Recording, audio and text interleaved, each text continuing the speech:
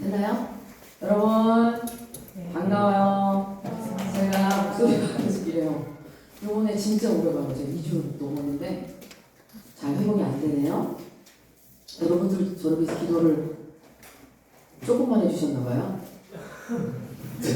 아예 안 했다는 점수. 자, 오늘 며칠 차예요? 29일 차.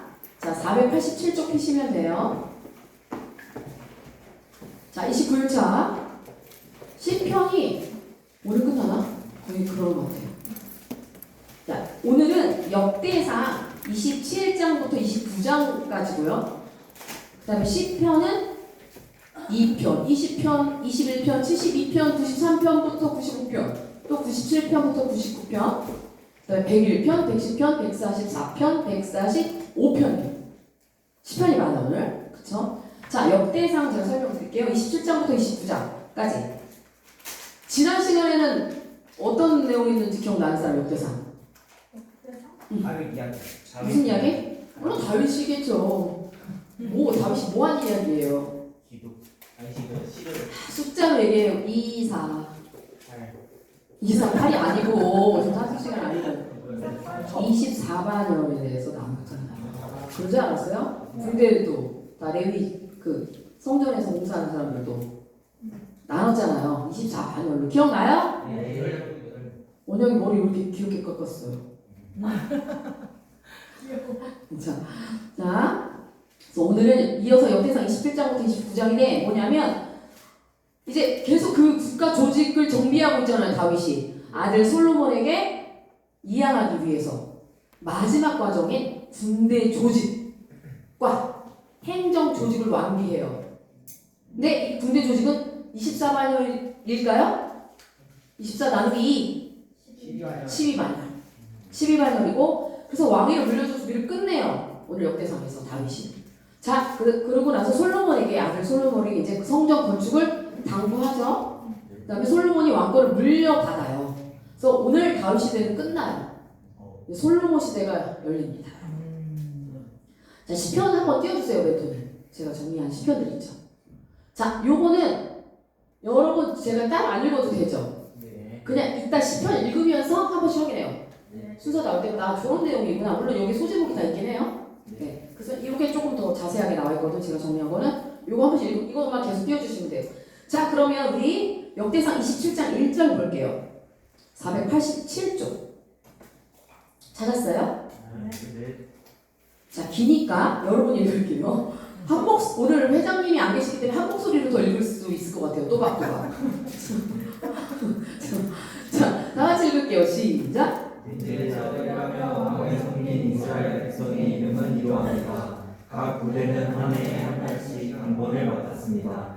각 부대에는 가문의 지도자와 군인 100명을 거느리는 백부장과 군인 1000명을 거느리는 천부장과 그 밖에 지휘관들을 합하여 모두 24,000명이 속해 있었습니다. 아멘.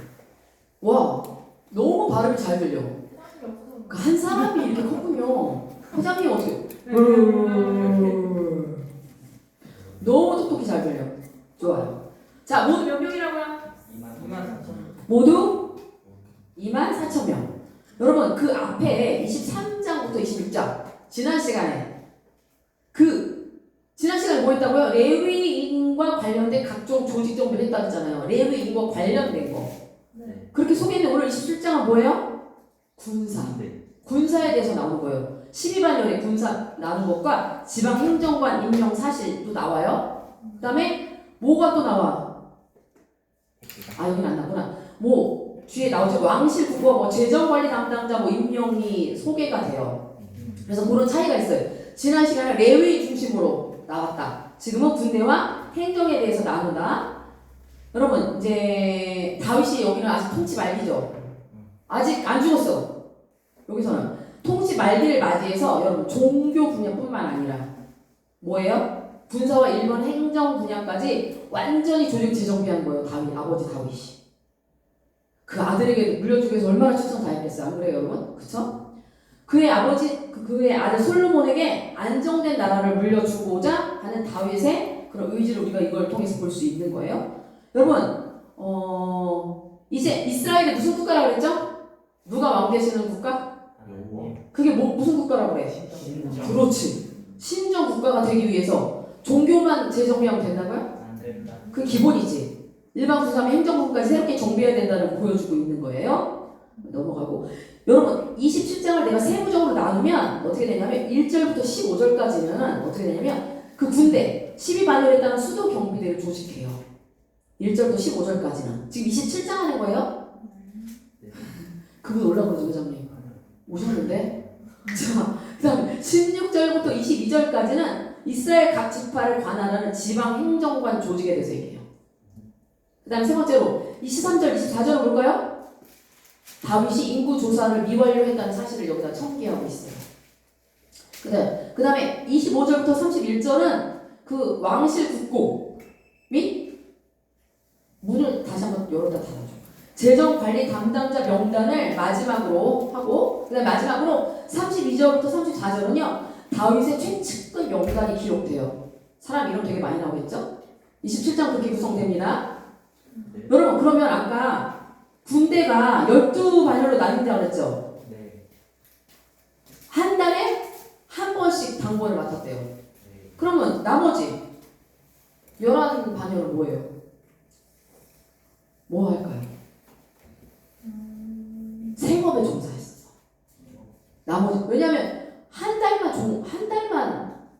하는 거예요. 나머지 11부대는 11반열은 생업에 종사해요. 그래서 이런 군대 다윗은 이런 군대 운영을 통해서 국민 생활을 안정시킨 거야. 그러니까 더불어 군비 또한 절감할 수 있겠죠. 여러분 24,000명이 다 해봐요. 비용이 어마어마하겠죠.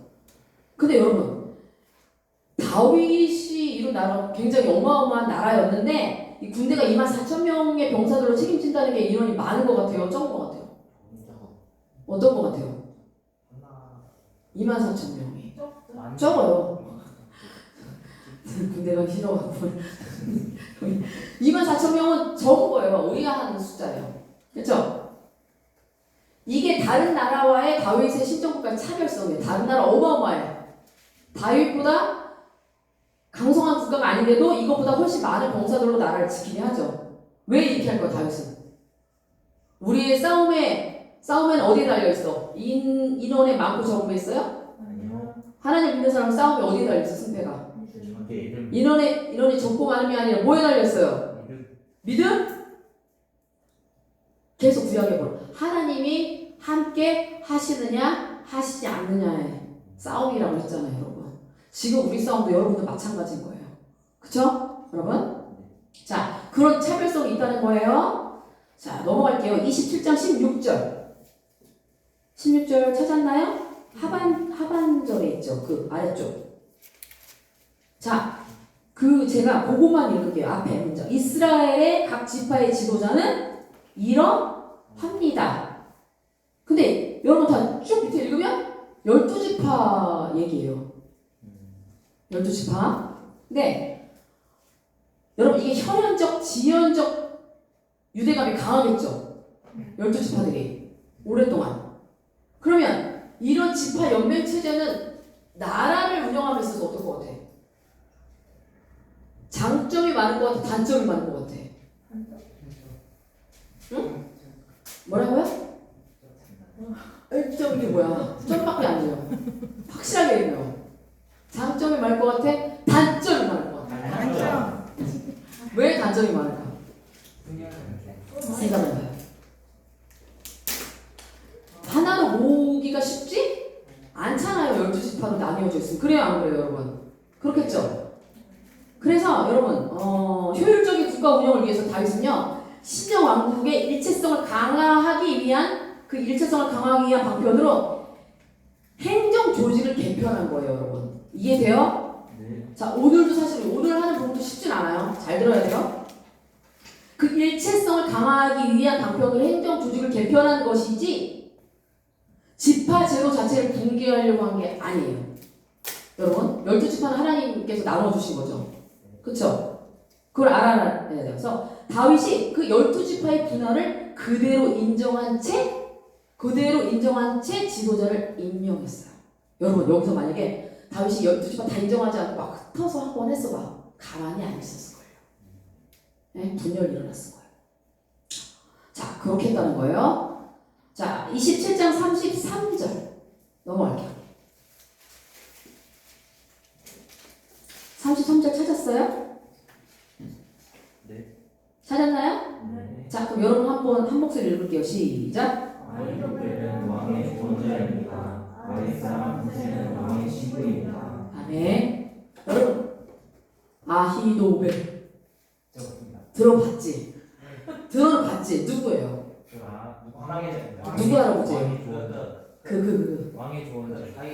왕의 조언자 맞아. 왕의 조언자. 근데 누구의 할아버지? 누구의 조부야? 다윗이 가늠한 여인 누구야? 12곡 무슨 20곡인가? 그치? 바세바의 친할아버지. 엘리암의 아버지. 자, 그렇게 된 거야. 그러니까 바세바 알죠? 다윗이 가늠한 여인 바세바의 친할아버지. 그러니까 아히도벨이에요. 자, 아히도벨은 왕의 조언자입니다. 여러분, 아히도벨은 다윗의 30인 용사 중에 한 사람 엘리암의 아버지예요. 바세바의 조부라고 했죠? 자, 여러분 지혜 있는 사람이에요. 그러니까 왕의 조언을 한 사람이죠. 되게 존중받았고 그의 그 지혜는 정말 절대적이었어요. 아히도벨. 그런데 어떻게 됐어? 안 좋게 끝났는데 이 사람이 압살롬, 다윗의 아들 압살롬이 반역을 일으켰을 때 어디로 붙었어요? 압살롬한테 붙었어. 아히도벨. 왜 그랬을 거라고? 왜 그랬지? 그치. 자기의 손녀를 다윗과 간음을 했잖아요. 그것에 대한 마음에 안 좋은 마음이 있었을 것이다. 그래서 압살롬을 붙었어. 그래서 다윗을 배반하고 압살롬의 모사가 되기를 자청했어요. 그런데 자신의 계획이 후세 계획이 선택이 됐죠. 그럼 후세는 누구야? 다윗이 스파이를 보낸 거야. 후세는 다윗의 사람이에요. 근데 저쪽에 가서 정보를 캐놓으라고 다윗이 스파이를 보낸 거예요. 잘 따라오고 있죠? 기억나죠? 자, 그러면 아히도벨이 자신의 계획이 채택되지 않았어. 그래서 압살롬의 반역이 실패로 돌아갈 거를 예상했던 거야. 그래서 고향으로 내려가서 자신의 목숨을 스스로 끊었어요. 웃으면 안 되냐고 슬픈 거예요. 그래서 자살했어요. 여러분. 근데 여러분 여기가 지금 다윗이 죽었다 안 죽었다? 아직? 근데 이게 다윗 왕의 말년 기사에 해당하는 이게 말년의 기사인데 아히도벨의 이름이 언급되는 건 시기적으로 맞지 않아요. 그러면 왜 나왔냐? 왜 나왔을까? 생각이 있겠죠. 이 기자가, 저자가. 그럼에도 불구하고 다윗의 모사로서 아히도벨을 언급한 것은요. 다른 모사들과 비교했을 때 훨씬 능력이 뛰어났어요. 그리고 다윗을 배신하기 이전에는 그가 긍정적인 역할을 수행했다고 우리에게 알려주는 거예요. 됐죠? 여러분 뭐 이거 보고도 이상하게 생각하진 않았겠지만 그렇게 생각하는 사람 있잖아요. 시기적으로 봤자니 왜 내용이 나왔을까? 긍정적으로 아히도벨을 표현해 준 거예요. 자, 28장 넘어갈게요. 28장 18절. 여러분 찾았어요? 네. 자, 다 같이 읽겠습니다. 시작. 또 향을 피우는 제단이 판단에 순금이 얼마나 들어가는지도 설명해 주었습니다. 그리고 금술의 설계도도 주었습니다. 그 술에는 날개 달린 생물인 그룹이 여호와의 언약궤 위에서 날개를 펴고 있는 것입니다. 아멘. 자, 여러분 여기 뭐 나와요? 그룹이 뭐예요? 천사 두 개. 천사 두 개? 호빵 같은 게 사분 됐어, 위에 사분 올라가. 됐어. 그룹 언약궤 알죠? 언약궤 뚜껑을 뭐라고 부른다고? 속죄소. 거기에 인정. 맞아. 속죄소 위에 그룹이 있잖아요. 천사 두 분이 계시잖아요. 날개 이렇게. 혹시 기억나요? 언약궤 본 거? 제인? 자, 나중에 보여줄게요. 자, 거기 언약궤 위에 뚜껑이 속죄소야. 속죄소 위에 천사가 두 마리 아니지. 두 분이 이렇게 있잖아요. 날개로. 기억나죠? 금으로 둘러싸는. 자, 케르브라고 한다 했잖아요. 히브리어로. 케르브. 자, 근데 여러분 이거는요. 뚜껑이 속죄소 위에 그 그룹이 아니야. 지성소 안에 그룹이야. 이제 우리가 다음 시간에 할 텐데 지성소를 날개를 편 채로 두 마리가 이 끝부터 저 끝까지 날개를 펴고 있어요. 서 있는 거야. 성소를 향해서. 그거예요. 그 뚜껑 위에 그룹이 아니야. 아시겠죠? 준성 씨? 네. 잘 듣고 있는 거 알아요. 여러분, 역대하 3장에 의하면 이 그룹들은 각각의 좌우 날개 길이가 5규빗이야. 자, 한 규빗이 45cm라 그랬어. 네. 그럼 5규빗은 몇 cm예요? 한 규빗이 몇 cm라 그랬어? 45cm. 45 곱하기 5 해봐요. 225. 그래서 지성소 폭이 20규빗을 완전히 다 닿았다는 거야. 두 분이. 한 분당 10규빗씩 맡았겠지? 날개 다 피고 있는 거예요. 그렇게 만들어졌다는. 높이도 10규빗이래. 그러면 얼마야? 450이지. 야, 되게 높지? 높이가 10규빗. 자, 그렇게 만들어진 거라는 거. 와, 이걸 금으로 입히려면 금이 얼마나 많이 필요했겠어요. 근데 금이 많았다는 거예요. 됐죠, 여러분? 29장 넘어갈게요. 2절. 바로 넘겨야 된다. 여러분 여기 뭐 여러 가지가 나오는데 하반부에 2장 하반부에요. 2절 하반부에 바가기울 만호와 옥도 준비했고 찾았어요? 여러분 만호가 뭘까요? 앞뒤 문맥을 봐봐봐. 만호가 뭘 것 같아? 자, 앞뒤를 봐봐봐. 그치, 보석이지. 바가 끼울 만호. 보석이에요, 여러분. 어디 들어가는 보석일까? 우리 누구 옷이요? 에보. 그렇지. 에봇의 어디? 가슴이라고 얘기하죠. 흉가? 흉골? 흉배? 흉패. 야, 진짜. 흉패. 흉골 뭐야 지금 무슨 시간이야? 자, 흉패 장식품으로 사용되는 보석이에요. 거기에 12지파 보석 다 들어가잖아. 그 중에 하나라는 거겠죠? 여러분 성경의 맨 끝이 뭐가 나와요? 아니 뭐라고요? 요한계시록에서 얘는요 장차 이루어질 거룩한 성 예루살렘을 장식하는 보석으로 나와요. 이 만호는 어마어마한 보석이죠. 그렇죠? 29장 7절 찾았어요? 네, 여러분들이 읽을게요. 시작. 내 하나님의 성전을 위해 바친 것은 그 5,000달란트와 그 만달과 그 만달란트 우리 13,000달란트입니다. 아멘. 말씀 끝나면 아멘. 자, 여러분 이거 체감이 돼요? 뭐 달란트 다리는 새로 나온 단이야. 다리. 달란트 들어봤잖아요. 자, 여러분 제가 체감하자고 설명할게요.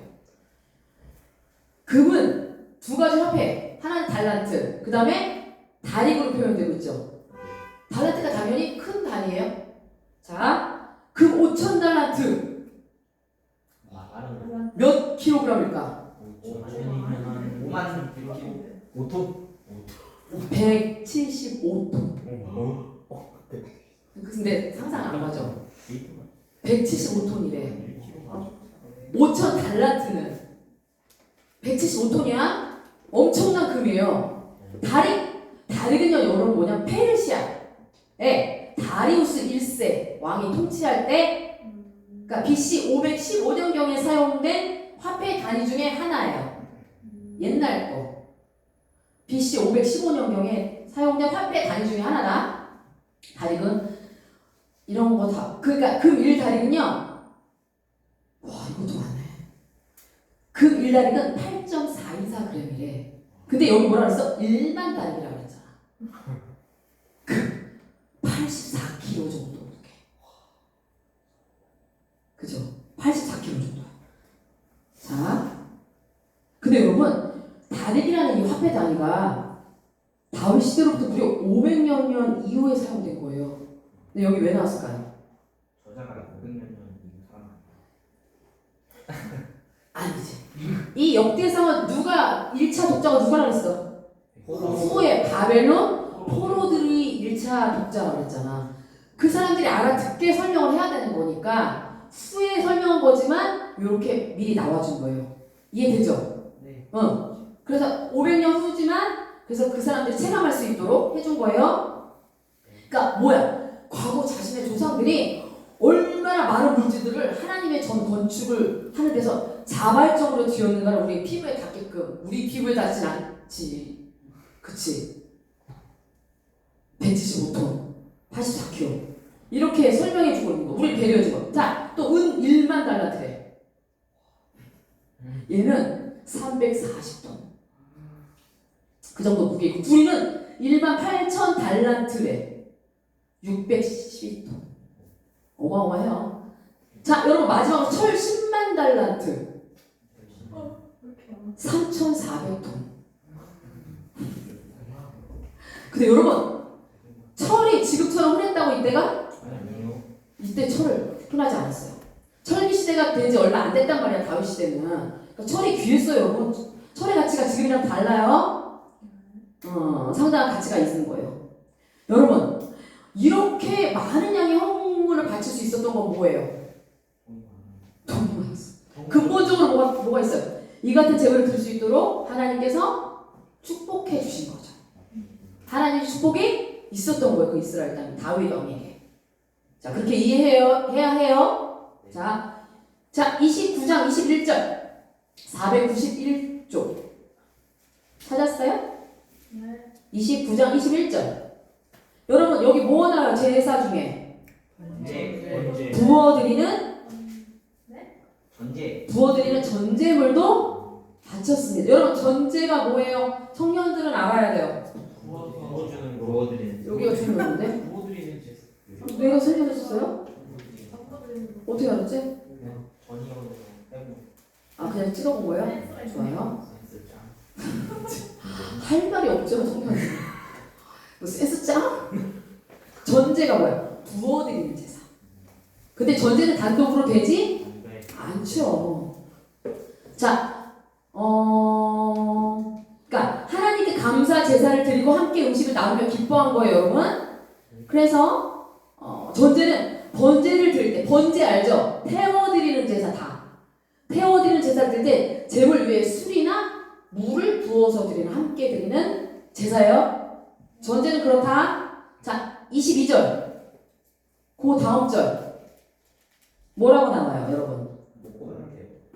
29장 22절 찾았어요? 네, 백성들이 근데 중요한 단어가 있는데 그 앞에 다윗의 아들 솔로몬을 다시 왕으로 세웠습니다. 다시. 여러분 왜 다시라는 표현이 나올까? 한번 언니다가 23장 1절에는요 다윗이 한번 왕이 된다고 표현이 됐어요? 그 다시 세운 건가요? 진짜? 이렇게 했잖아.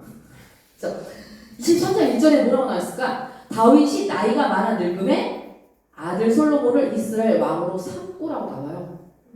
이때 이미 삼았다니까요. 근데 29장에서 그래서 다시 왕으로 세웠을 때 이렇게 나온 거예요. 여러분 그 23장은요 자기가 이양할 걸 알고 염두에 두고 한 표현이에요. 여러분 다윗이 나이가 많아서 늙었을 때 몇째 아들도 반역을 일으켰는데 형들이 다 죽으니까 당연히 서열이 장이었어. 넷째 아들. 넷째가 누구야? 외계자. 아도기야?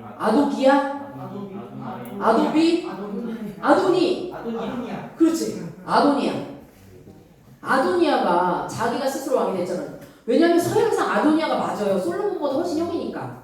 근데 하나님은 누구를 왕으로 세우셨어요? 솔로몬이에요. 순차적으로 가지 않는다. 누구라고 그랬어? 명지 누구라고 얘기했었어요? 그래요? 자, 서로 자 좋은 사이 되기를. 자, 나 어디까지 했어? 아도니아가 스스로 왕이 되기 위해서 반란을 일으켰어 그때. 근데 다윗은 솔로몬에게 왕위를 이양하겠다 선언했단 말이에요. 그리고 그러고 나서 그때 당시에는 공동 통치한 거예요. 그러니까 넘겨줄 거 생각해서 지금도 있을 것 같아요. 자, 공동 통치를 하게 한 거예요. 그래서 이때는 뭐냐면 이 29장 22절은 무리들의 그때는 다윗이 선언을 한 거고 23장에서는 이때는 그 백성들 무리들의 추대에 있어서 정식적으로 공식적으로 왕이 되었다는 거예요. 그걸 말해주고 있는 거예요, 여러분. 네. 뭐라? 넘어갈게요. 자, 29절. 29장 29절. 찾으십니까? 자, 여러분 읽을게요. 시작. 다윗 왕이 한 모든 일은 처음부터 끝까지 선견자 사무엘의 기록과 예언자 나단의 기록과 선견자 갓의 기록에 적혀 있습니다. 아멘. 여러분 선견자가 뭐예요? 선견자. 먼저 봤다. 예언. 그렇지. 환상 같은 거 보는 사람이에요. 볼견. 선견자. 그러면 예언자라는 같은 말은 선지자랑 예언자랑 같은 말이에요. 그건 뭐예요? 예언자. 미래에 예측다. 여러분 한자요. 얘가 둘예. 어는 말씀원. 예언자. 말씀을 주는 거예요. 우리가 하는 것처럼 네가 앞으로 어떻게 될 것이고 너의 뭐 어둠이 뭐야 뭐 이런 게 아니에요. 네? 말씀을 주는 거예요. 예언자. 예언자는 선지자랑 같은 말이에요. 여러분. 선지자나 선견자는요. 하나님의 뜻을 누구한테 선포하는 거예요? 백성들에게 선포하는 거예요. 뿐만 아니라 하나님의 뜻이 이 땅에 실현되는 과정이나 하나님의 대리 통치자인 그 왕과 관련된 사항들을 여러분 기록으로 남겼어요. 옛날에는 여러분 사관처럼 기록에 남겼다고요. 응? 그거 성경 예언만 한 게 아니에요. 기록에 남겼다는 건 왜냐면 기록에 적혀있으면 이렇게 설명하고 있죠. 자 넘어가요 여러분. 시편으로 갈게요. 이제 72편 10절 493쪽. 여러분 시편이 조금 더 집중해야 돼요. 어려워요. 시편이 쉽지 않았어요. 72편 10절 72편 10절 찾았어요? 네. 자 읽을게요. 시작. 다시 그와 멀리 떨어진 성나라 왕들이 왕에게 선물을 바치게 해주소서. 스바와 시바 왕들이 왕께 예물을 드리게 해주소서. 네. 아멘. 스바나 시바나 다 똑같죠. 자 여러분 스바 어디에요? 스바. 스바.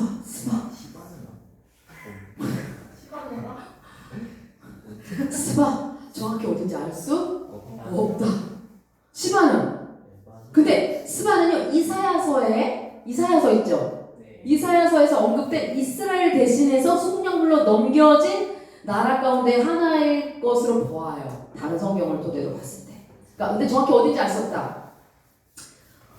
근데 에티오피아이지 않을까라는 말도 있어요. 아프리카 나일강 중류지대. 그냥 그런 가능성이 있다고 보는 거 정확하게 몰라요. 또 연이어 나오는 시바는 레바논? 예멘. 남아비아래요. 남아라비아. 예멘에 해당하는 남아라비아. 거기를 가리킨다고 해요. 그렇다. 이제 넘어갈게요. 왜냐면 이 여왕이 계속 나와요. 95편 8절 494쪽. 이건 여러분들이 읽고 알아야 되는데 8편 8절 읽을게요. 시작. 우리 조상들이 우리가에서 그랬던 것처럼 밤에 마사에서 그랬던 것처럼 부리지 마라. 아멘. 여러분 다 아는 거죠? 네. 자, 무리바, 마사 어떤 일이 있었어요? 무리바부터 얘기해요. 모세. 그래, 모세 나왔다. 무리바에서 어떻게 했어요?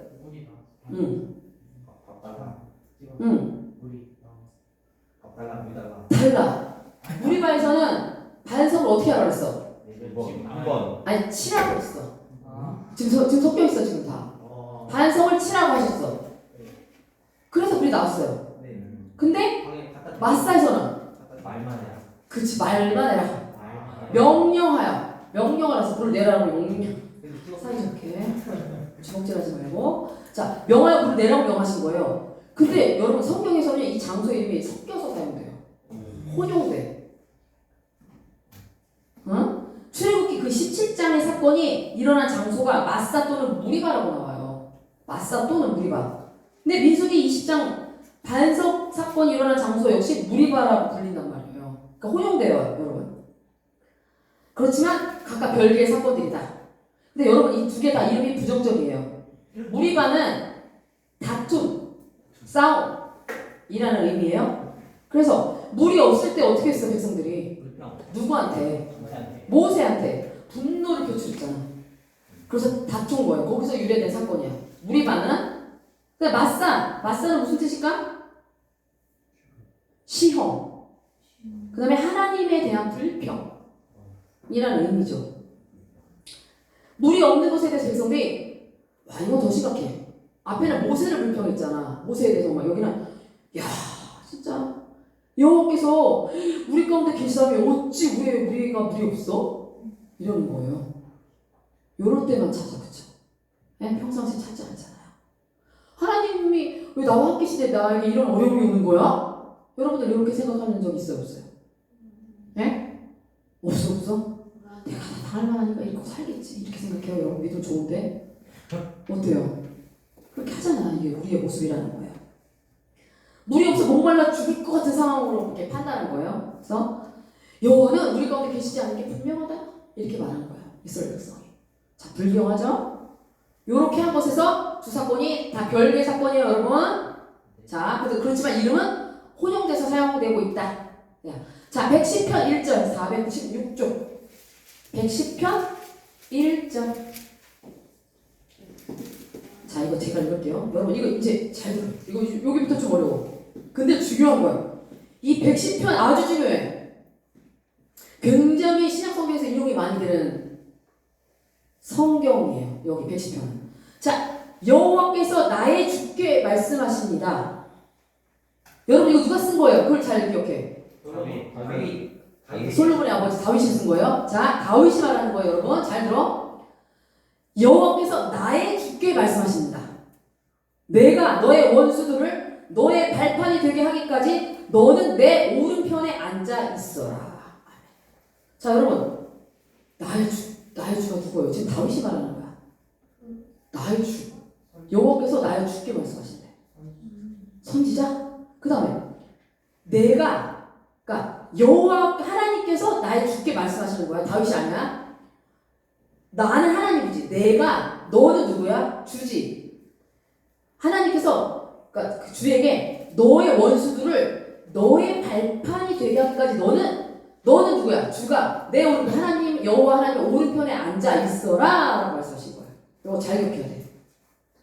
다윗이 썼다. 여러분 지금 우리가 주님 하면 누구예요? 예수님. 주님 하잖아. 그쵸? 하나님도 물론 포함하지만 여러분 고대 근동 관습을 알아야 돼. 이거는 너의 원수를 너의 발판이 되기까지 하고 뭐야? 내 발밑에 깔려있다는 거지. 그쵸? 원수들이.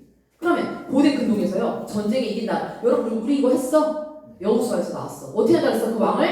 어떻게 한다 그랬지? 어디를 밟는다 그랬어? 전쟁에 이긴 나라의 왕이 패전국의 왕을 어디를 밟아? 목을 발로 밟는 관습이 있어. 이긴 나라 왕이 진 나라 왕을. 그런 관습이 있다는 거예요. 이런 관습 염두에 둔 표현이에요. 왜냐면 잘 알아먹어야 되잖아. 듣는 대상이. 자 그렇게 한 거야. 그러므로 뭐야? 내 원수가 네 발등상이 될 때까지라는 표현 무슨 표현이에요? 모든 원수들을 제압할 때까지. 이긴 거잖아. 승리한 거야. 그런 의미야. 여러분 근데요 이 예언이지 이거. 예언의 말씀이에요. 자 장차 누가 오실 거예요? 예수 다른 말로 유대인들은 아직 때까지 기다려. 메시아가 예수님이 오셨는데 얘네들은 여전히 메시아를 기다리고 있어. 불쌍하죠. 자 메시아께서 하나님 나라의 건설을 위해서 원수인 사단의 세력을 붕괴시킬 것을 예표하는 거예요. 하나님께서는 여러분 예수님께서는 하나님께서 이미 승리하셨어요. 근데 준성씨 승리하셨죠? 네. 다만 잘 들어. 집행하시러 오시는 거예요. 이해돼요? 선고는 내렸어. 짠짠짠 이미 승리하였다. 원수는 졌다. 선고는 이미 내렸어. 집행해야 되잖아. 집행하러 오실 거라고요. 이해되고 있어요? 어려운 부분이에요. 자 그러면 그걸 예표하는 건데 그리스도께서 여러분 십자가의 죽으심과 부활하심으로 여러분 예수님은 언제 진정한 왕이 되셨어요? 죽으심으로 왕이 되셨어요. 이 세상의 왕은 어떻게 돼요? 다른 사람을 죽임으로 자기가 왕이 되죠. 근데 예수 그리스도는 어떻게 됐어요? 자신의 생명을 내어주심으로 우리의 진정한 왕이 되신 거예요. 그래서 달라 여러분. 이 세상의 나라 왕과. 자, 그 다음에 그럼 죽음의 권세를 죽음으로써 깨뜨리셨단 말이야. 사단의 권세를 깨뜨리시고 사단의 그 지배를 붕괴시키셨지. 그리고 승천하셨죠. 승천하셔서 하늘과 땅의 모든 권세를 부여받으신 거예요. 죽으심으로. 그 다음에 그 하늘나라의 대권자로서 이 세상을 통치하심으로 성취된 거예요. 여러분 성취되었어요? 그럼 여러분 이게 뭐야? 지금도 예수 그리스도께서 통치하고 계시죠? 지금도 통치하고 계시를 믿어요 여러분? 진짜 믿어요? 왜 웃죠? 아니에요? 통치하고 계시잖아. 그래서 나중에 집행하러 오실 메시아의 통치에 대해서 이게 더 강조점을 둔 표현이에요. 좀 어렵죠? 어렵죠? 네. 그래도 이해 조금 하고 있죠? 네. 여긴 이해 안 돼요? 되죠?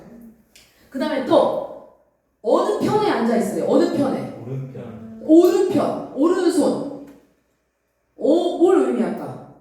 이 오른손을 히브리어로 야민이라고 하거든요. 야민. 뭘까? 여러분 보통 우리가 기도를 할 때 하나님의 어느 손으로 붙잡아 주세요 기도하잖아. 왼손으로 붙잡아 주세요라고 기도 드린 사람 지금까지 없지? 오른손으로 붙잡아 주세요 한단 말이야. 능력을 의미해요. 힘. 오른손은. 그 다음에 위엄과 영광의 자리를 뜻해요. 오른쪽은. 최고의 지위를 의미하는 거예요. 그럼 왕의 오른편은 누구만 앉을 수 있어요? 그치? 왕 다음에 높은 사람. 높은 자만 맞아요? 용인이 왜? 자신이 없어요. 높은 자, 왕 다음으로 높은 자만이 앉을 수 있어요. 자, 여기서 내는 여호와 하나님이라 했죠? 나는 여호와 하나님. 그 다음에 너는 누구야? 너는 내 우편에 앉아라. 누구야? 너는? 메시아. 예수님. 자, 그럼 뭐예요? 하나님의 우편에 메시아께서 앉으신다. 그런 표현이라는 거예요. 네. 여러분 그 자리는요 천사도 못 앉아. 절대 못 앉아. 메시아만이 앉을 수 있어요. 그 자리는. 자, 그러니까 여러분 하나님 예수님은 곧 누구예요? 자, 사람들이 아버지를 보고 싶습니다. 아버지를 보여주세요라고 예수님 뭐라고 했어요? 나를 본 자는 곧 누구를 본 거라고 했어? 아버지를 본 것이라고 했잖아요. 예수님이 곧 하나님이세요, 여러분. 자. 그래서 동일한 권위를 가지고 우리를 다스리신다. 모든 만물을 통치하신다. 그런 의미예요. 넘어갈게요. 내가 최선이야. 이 설명이. 어려워요. 자, 그 다음에 110편 3절.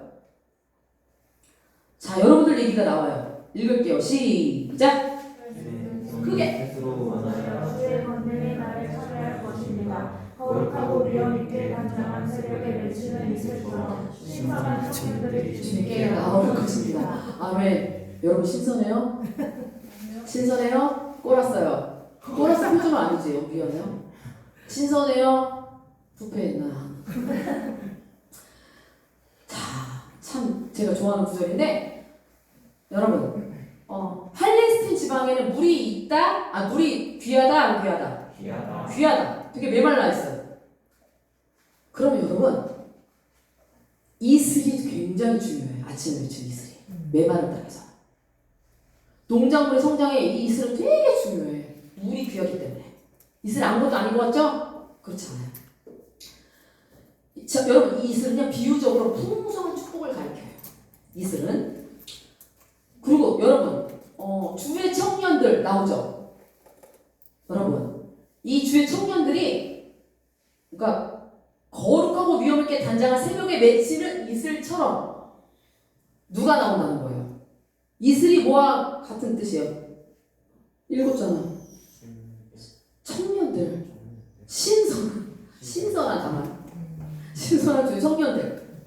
자, 여러분 그러면 그러니까 영적 활력을 가지게 된 성도들, 신선한 청년들, 이슬과 같은 청년들, 그런 성도들이 주님의 풍성한 축복 가운데 있음을 나타내는 거예요. 여러분 꼭 청년만 이야기하는 건 아니다. 그렇죠? 왜 청년이라고 표현했을까?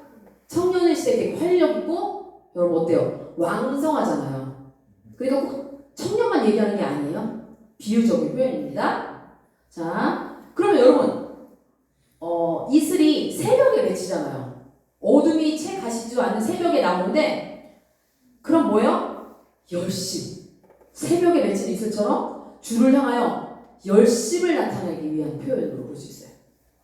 자, 넘어갈게요. 자, 이제 이어지는 4절. 110편 4절에 뭐가 나오냐면 너는 영원한 제사장이다. 누구? 멜기세덱의 계통에 속하는 제사장이다. 네.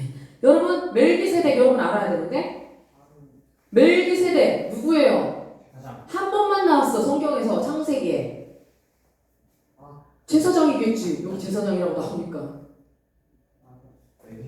누구랑 관련이 있는데? 창세기니까? 아브라함. 창세기 아브라함. 창세기 출애굽기 얘기 말하는 거 아니고. 자 여러분 창세기 14장 18절에 멜기세덱을 살렘의 왕이고 지극히 높으신 하나님의 제사장이라고 소개하고 있어요. 근데 이제 사람. 자신 있게 말해요. 네. 자, 근데 여러분 멜기세덱이 어떤 인물인지는 여기 구절 빼고는 안 나와. 구체적인 기록이 없어. 정확하게 알 수 없어요. 근데 중요한 사실은 뭐야? 앞으로 올 메시아가 뭐라는 거예요? 누구에게 속한다는 거예요? 앞으로 메시아가 하나님으로 직접 제사장 임명을 받았던 멜기세덱은 하나님으로부터 직접 임명받은 거예요. 어? 자, 그러니까 멜기세덱처럼 여러분 제사장은 어느 지파에서 나왔어요? 유다. 레위 지파. 레위 지파가 아님에도 불구하고 제사장의 역할을 하게 된다는 거야. 여러분 원래 제사장직은 누가 해요? 나이 많은 사람. 아니잖아. 아론은 안 되지. 그 계열이 하는데 아론의 계열이 하잖아. 근데 어떤 사람 제사장 될 수 있어? 이건 어떻게 된다고 그랬어? 이어진다고. 그치? 이어지는 거야. 이어지는 거죠. 네? 그런데 살아있을 동안만 수행되는 거예요. 근데 여기 뭐래? 너는 영원한 제사장이다. 그거 뭐예요? 죽어도 넌 제사장이다. 이걸까요? 뭘까요? 여러분 살아있을 동안만 수행되잖아. 보통적으로 제사장직은. 우리 다 죽잖아요. 그죠? 죽으면 그 직무는 끝나고 그 다음 아들이 이어서 하는 거잖아. 후손이 이어서 하는 거야. 그러나 너는 영원한 제사장이다. 누굴까요? 누굴 말하는 걸까요? 메시아지. 예수님이지. 응? 메시아의 제사장직은 일시적이거나 국한되지 않는다는 거야. 그래서 그리스도는 우리에게 인간 제사장과 구별된 영원한 제사장이다. 그 뜻입니다. 자, 7절 볼게요. 7절. 자, 여러분 졸립죠? 거의 마지막 절이에요. 오늘 되게 빠르죠? 마지막 절이에요. 여러분 희망을 가지고 7절 크게 한번 읽어볼게요. 시작. 주는 길 옆에 있는 시냇물을 마실 것이며 머리를 높이 드시고 계속 승리하실 것입니다. 아멘. 여러분 이거 계속 뭐겠어요? 누구를 가리키는 거겠어요? 메시아. 주는 길 옆에 있는 시냇물을 마신대요. 그리고 머리를 높이 드시고 계속 뭐 하신대요? 올라가. 뭐야? 계속 승리하실 것이다. 그거예요. 여러분 메시아는 심판자이시기도 해요. 다 최후에 우리 다 심판 받죠. 자, 심판자로서 메시아께서 여러분 대적들의 뒤를 뒤쫓아가고 있어. 근데 여러분 쫓길 때 물 마실 수 있어요. 쫓아갈 때 물 마실 수 있어요. 쫓아갈 때. 어? 쫓아갈 때. 쫓길 때 물 마셔?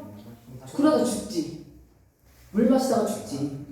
자, 쫓기는 사람들과 달리 여유를 가지고 이렇게 샘에서 목을 축이는 거예요. 여러분 그런 모습인데, 자, 승리를 하는 자가 마실 수 있는 거죠. 그쵸? 그러면 또 머리를 든다는 표현이 나와. 머리를 든다. 근데 여러분 혼날 때 목에 빳빳이 들면 어떻게 돼요? 고개 까먹어가지고. 더 많이 경험해. 언제 그런 경험 있어요? 엄마는 눈 똑바로 뜨면 어떻게 돼요? 혼자서. 그렇게 빠르게 그런 경험 있어요? 우리 어제 눈 똑바로 떠! 막 이러거든요. 없어? 너 준석이만 있어요? 자, 이 농담이고 여러분 머리를 든다는 거 뭐야? 혼날 때 빼고 내가 어떨 때 머리를 들 수 있어요? 어쩔 때 우리가 머리를 들고 할 수 있어? 우리 죄져봐 머리 들 수 있어? 죄졌을 때 그런 사람도 있지 당당한 사람. 보통 어떻게 해? 일반 사람들은 이겼을 때 자신감 있을 때 당당할 때 머리를 들잖아. 그러니까 이게 머리를 든다는 건 힘의 회복이나 성공으로 말미암아 그 자랑스러움의 의미를 def하는 거야. 머리를 든다는 거. 자, 그런 모습이에요. 여러분 110편은요 몇 절까지밖에 없어요? 7절까지밖에 안 돼요. 짧죠?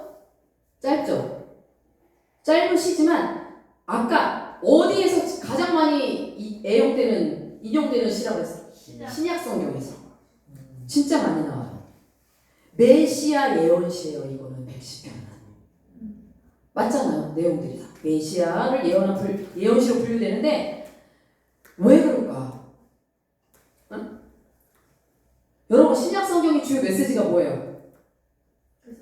예수 그리스도가 나오시잖아요. 그쵸? 신약 성경에 메시아 사역에 대한 중요한 예언이 나타나요. 신약 성경에서는 그 왕 대신 그리스도, 제사장 대신 아까 뭐랬어? 영원한 제사장 대신 그리스도, 그 다음에 심판자 대신 그리스도의 면모가 여기에서 선명하게 드러나기 때문이에요. 110편은 무슨 시다? 메시아의 예언시다. 기억해요? 네? 10편, 23편은 뭐예요?